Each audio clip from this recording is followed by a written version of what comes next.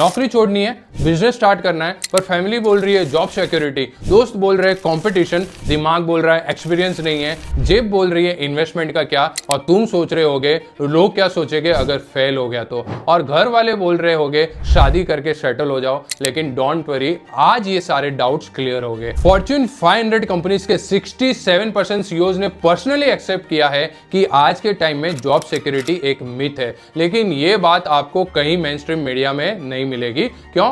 क्योंकि ये इंफॉर्मेशन आपको मोटिवेट कर सकती है अपना खुद का बिजनेस शुरू करने के लिए।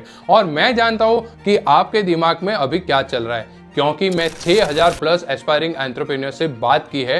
हर किसी को सबसे ज्यादा डर अपनी फैमिली से है। बेटा नौकरी सिक्योर है, बिजनेस में रिस्क है, अभी शादी की उम्र है, सेटलमेंट इंपॉर्टेंट है। ये सब सुन के आपका कॉन्फिडेंस डाउन हो जाता है, राइट? लेकिन आपको पता है 2023 में नासकॉम के सर्वे ने क्या रिवील किया? 64% इंडियन पेरेंट्स जो पहले बिजनेस के अगेंस्ट थे, अब अपने बच्चों को एंटरप्रेन्योर बनते देख प्राउड फील कर रहे हैं। ये ट्रांसफॉर्मेशन कैसे हुआ? देश बदल रहा है, फैमिलीज डिनर पर शार्क टैंक देख रही है, न्यूज़पेपर में स्टार्टअप सक्सेस स्टोरीज दिखती है, यूट्यूब इंस्टाग्राम पर फाउंडर्स की नेटवर्थ बिलियंस में ग्रो होती रील्स दिखने लगी है। देन सबसे बड़ा क्वेश्चन आता है, कौन सा बिजनेस शुरू करूं? आज मैं आपको बताता हूं कि बिजनेस चूज करने का सही फॉर्मूला क्या है। हर सक्सेसफुल एंटरप्रेन्योर्स ने ये फॉर्मूला फॉलो किया है, चाहे वो जोमेटो हो या फोन पे। सबसे कॉमन गलती होती है ट्रेंड देखकर बिजनेस शुरू करना। जब क्रिप्टो ट्रेंड था, सब क्रिप्टो में घुस गए। क्लाउड किचन ट्रेंड हुआ, सब क्लाउड किचन खोल लिए, पर ट्रेंड फॉलो करने वाले 90% फेल हो गए। दूसरी गलती, सिर्फ पैशन को फॉलो करना। हाँ, पैशन जरूरी है, पर मार्केट रिसर्च भी उतना ही इंपॉर्टेंट है। मैंने देखा है कि कोई पैशनेट शेफ रेस्टोरेंट खोल लेता है, पर लोकेशन रिसर्च नहीं करता और 6 महीने में बंद। मैं आपको 3 स्टेप फॉर्मूला बताता हूं जो मैंने 100 प्लस सक्सेसफुल एंटरप्रेन्योर्स में कॉमन देखा है। पहला सर्कल है, मार्केट को समझो। आपके एरियाज में कौन सी प्रॉब्लम है, कौन सी डिमांड है? आपको पता है 2024 में इंडिया के टॉप 5 फास्टेस्ट ग्रोइंग सेक्टर्स कौन से हैं? Health take, fintech, agritech, e commerce और क्विक कॉमर्स। लेकिन सिर्फ सेक्टरल ग्रोथ देखना काफी नहीं है। दूसरा सर्कल है आपकी रियलिटी। आपके पास क्या स्किल है? क्या आप टेक समझते हैं, सेल्स में स्ट्रांग है, या फिर क्रिएटिव माइंड है? मार्केट रिसर्च के हिसाब से 82% सक्सेसफुल एंटरप्रेन्योर्स अपनी एग्जिस्टिंग स्किल्स को ही लेवरेज करते हैं, नए डोमेन में जंप नहीं करते। तीसरा सर्कल है पर्सनल कनेक्ट। क्या ये लोकल बिजनेस है या स्केलेबल है? क्या आप इस बिजनेस में 5 साल कंसिस्टेंटली मेहनत कर सकते हैं? क्या आप मार्केट फ्लक्चुएशन हैंडल कर पाएंगे? स्टडी शो कि 90% business failures happen when founder loose interest. अब मैं आपको बताता हूं ये 3 सर्कल कैसे यूज करते हैं। बैंगलोर के राहुल की स्टोरी सुनिए। आईटी प्रोफेशनल था, फोटोग्राफी का शौक था। उन्होंने डायरेक्ट फोटोग्राफी स्टूडियो नहीं खोला, इंस्टेड उन्होंने आईटी और फोटोग्राफी को ब्लेंड किया, AI based photo editing service शुरू की। आज उनका रेवेन्यू 2 करोड़ पर ईयर है। ये 3 सर्कल ओवरलैप होनी चाहिए, जहां मार्केट अपॉर्चुनिटी है, आपकी स्किल मैच करती है और आपका पर्सनल इंटरेस्ट भी। वही परफेक्ट बिजनेस है आपके लिए। लेकिन याद रखिए, परफेक्ट बिजनेस ढूंढने ही काफी नहीं है, पर बिजनेस डिसाइड करने के बाद सबसे बड़ा सवाल आता है, इसे प्रैक्टिकली शुरू कैसे करें? फंडिंग कहां से लाए? लीगल कंप्लायंस क्या है? मैं जानता हूं आपके दिमाग में क्या चल रहा है। कोई कहता है 50 लाख लगेगा, कोई बोलता है 1 करोड़ चाहिए। फैमिली से लोन लेने में हेजिटेशन होती है, क्योंकि अगर बिजनेस फेल हुआ तो। और बैंक वाले एक्सपीरियंस मांगते हैं, कोलेटरल मांगते हैं। नए एंटरप्रेन्योर्स को कौन लोन देगा, है ना? पर मैं आपको एक शॉकिंग ट्रूथ बताता हूं। स्टडी शोज की ज्यादा फंडिंग के साथ स्टार्ट करने वाले बिजनेस एक्चुअली कम सक्सेसफुल होते हैं। क्यों? क्योंकि जब ज्यादा पैसा होता है तो बेसिक फंडामेंटल से फोकस कम हो जाता है।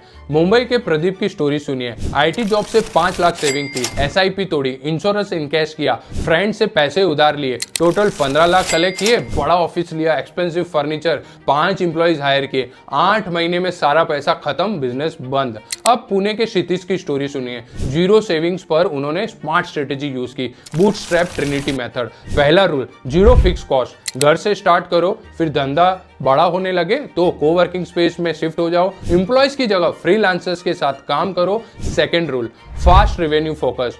पहले कस्टमर्स ढूंढे फिर प्रोडक्ट डेवलप कीजिए। तीसरा रूल, स्मार्ट जुगाड़, हर चीज रेंट पे या फिर सेकंड हैंड इक्विपमेंट यूज कीजिए। रिजल्ट, आज क्षितिज का business 50 lakh monthly revenue generate करता है बिना किसी एक्सटर्नल फंडिंग के।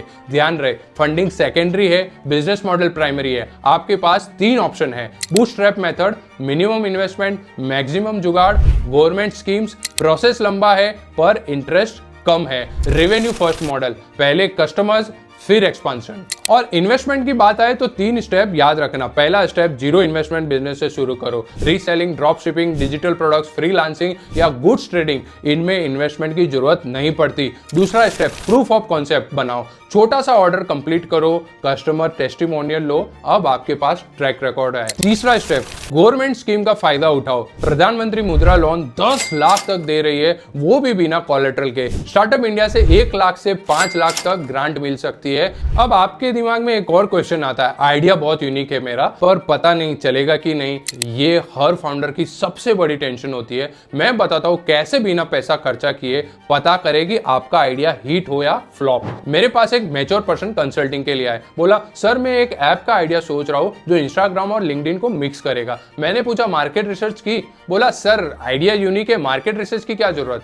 यही गलती हर एंटरप्रेन्योर करता है। यूनिक आइडिया का मतलब सक्सेसफुल आइडिया नहीं होता। जोमेटो का आइडिया यूनिक नहीं था, स्विगी पहले से था, पर एग्जीक्यूशन ने गेम चेंज कर दिया। मैं आपको 4 स्टेप बताता हूं जो मैंने खुद यूज किए और मेरे कई सारे लोगों ने भी। पहला स्टेप, गूगल ट्रेंड चेक करो, फ्री है, एक्यूरेट है, देखिए लोग क्या सर्च कर रहे हैं। दिल्ली के एक फाउंडर ने pet food delivery search trend देखा और टियर 2 सिटीज में बिजनेस शुरू किया, आज 5 सिटीज में है। दूसरा स्टेप, फेसबुक ग्रुप्स में प्रॉब्लम पूछो। वर्किंग मदर्स के ग्रुप में टिफिन सर्विस के बारे में पूछने से 200 रेस्पॉन्सेज आए, प्रॉब्लम रियल थी। तीसरा step, landing page test, website बनाओ, एड्स नहीं, सिर्फ व्हाट्सएप नंबर डालो, लोग इंटरेस्टेड है तो मैसेज करेंगे। हेल्थी टिफिन सर्विस का आइडिया ऐसे टेस्ट हुआ, 100 इंक्वायरीज आई बिना 1 रुपए खर्चा किए। चौथा स्टेप, कॉम्पिटिटर्स को एनालाइज करो। कंपटीशन होना अच्छी साइन है, मतलब मार्केट एग्जिस्ट करता है। मैगी के 50 कॉम्पिटिटर्स है पर आज भी वो मार्केट लीडर है। अर्बन कंपनी का एग्जांपल देखिए, पहले लैंडिंग पेज टेस्ट किया,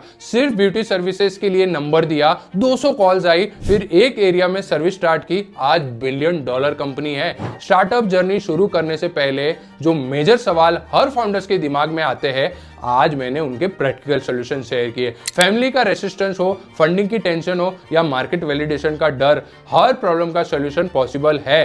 पर सबसे इंपॉर्टेंट बात, परफेक्ट टाइम कभी नहीं आएगा। धीरूभाई अंबानी से लेकर दीपिंदर गोयल तक किसी ने भी परफेक्ट टाइम का वेट नहीं किया। अब बात आती है बिजनेस स्टार्ट करने के लिए लीगल फॉर्मेलिटीज क्या होती है। ऑनेस्टली दोस्तों, एज सच कोई भी हार्ड एंड फास्ट रूल नहीं है। आप आज ही स्टार्ट कर सकते हैं, क्लाइंट से पेमेंट आएगा वो अपने सेविंग बैंक अकाउंट में ले सकते हो। जीएसटी मैंडेटरी नहीं है till the turnover of 40 lakhs अगर आप गुड्स में डील करते हो और 20 lakhs अगर आप सर्विस बिजनेस करते हो। लेकिन एक चीज है, अगर आपको किसी ई कॉमर्स प्लेटफॉर्म पे सेल करना है जैसे मीशो, अमेजॉन, फ्लिपकार्ट या जेप्टो, जीएसटी कंपलसरी है फर्स्ट डे से ही। वही अगर आप खुद का ऑनलाइन स्टोर बनाकर बेचते हो तो ये मैंडेटरी नहीं है। यहाँ आपको वही 40 and 20 lakhs वाला रूल एप्लीकेबल हो जाएगा। अगर आपको जीएसटी अप्लाई करना भी है तो आप खुद ही ऑनलाइन कर सकते हो गवर्नमेंट की वेबसाइट gst.gov.in पे जाकर। इसके अलावा बिजनेस फॉर्मेशन इंपॉर्टेंट होता है, उसमें बेसिकली 4 टाइप होते हैं, सोल प्रोप्राइटरशिप, पार्टनरशिप, एलएलपी और प्राइवेट लिमिटेड कंपनी। समझो, अगर आप आज ही बिजनेस स्टार्ट कर देते हो विदाउट एनी फॉर्मेलिटीज तो आप ऑटोमेटिकली सोल प्रोप्राइटरशिप कहलाते हो। As simple as that. बोलने का मतलब है सोल प्रोप्राइटरशिप खोलने के लिए किसी भी रजिस्ट्रेशन की जरूरत नहीं। अगर आप और आपके दोस्त मिलकर खोल रहे हैं तो आपस में एक एग्रीमेंट कर लो, पार्टनरशिप फर्म कहलाएगा। लेकिन बाकी के 2 फॉर्मेशन है, एलएलपी और प्राइवेट लिमिटेड कंपनी, उसके लिए प्रॉपर फॉर्मेलिटीज होती है जो रजिस्ट्रार ऑफ कंपनीज डिपार्टमेंट है गवर्नमेंट ऑफ इंडिया का, उसके साथ की जाती है। लेकिन एक बात बताओ, according to official numbers India में more than 60% business sole proprietorship पे ऑपरेट करते हैं आज भी। बहुत सारे बिजनेस 20-30 साल से ऑपरेट कर रहे हैं, करोड़ों का टर्नओवर है, फिर भी सोल प्रोप्राइटरशिप है। सो ज्यादा टेंशन मत लो बिजनेस स्ट्रक्चर चूज करने का। और ऐसा नहीं कि आपने एक बार प्रोप्राइटरशिप खोल दिया तो जिंदगी भर यही करना है। अपने बढ़ते बिजनेस रिक्वायरमेंट के हिसाब से आप एलआईपी और प्राइवेट लिमिटेड कंपनी फॉर्म कर सकते हो बाद में।